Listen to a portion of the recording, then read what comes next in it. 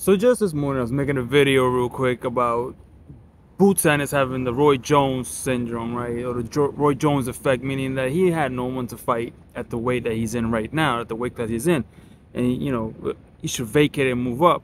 Well, just now it comes out that, or maybe a few ago, that Crawford just now released his 147 regular title. So that means Stanionis is now going to be elevated to champion, which means that now there's another champion in 147. But who is Stanionis? It's just the effect still remains the same, right? Remains the same.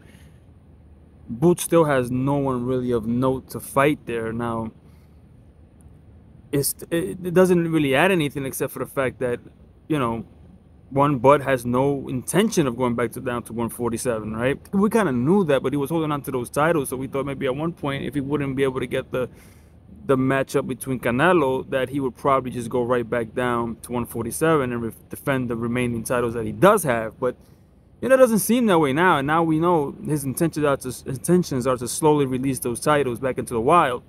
And whoever needs to fight for them will be elevated to those champions status, will get elevated.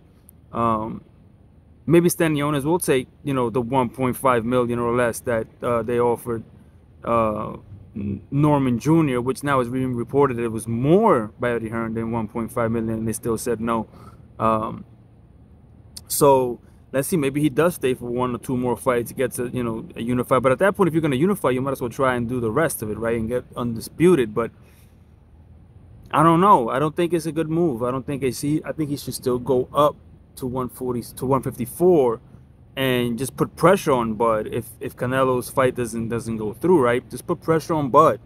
That's the guy that everybody wants to see you fight, and I think that's the fight that elevates everyone to superstar status. I mean, well, one can argue Crawford is a superstar. He is a superstar, but it's not one that anybody really wants to see fight for whatever reason. Nobody wants to see him fight unless he has a dancing partner that's worth the public's while, I guess. It's a real weird situation with Crawford. But yeah, so he releases the title at 147, and now he's gonna keep that WBO. So does that mean that he does want to fight Fundora?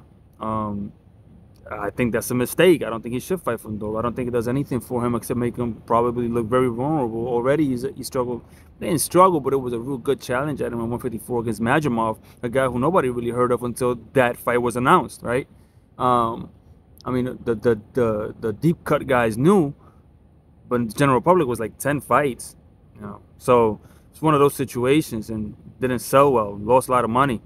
Fundora could bring some money to the table just based on the way he looks, and his fights are always action-packed, but he's so big and awkward.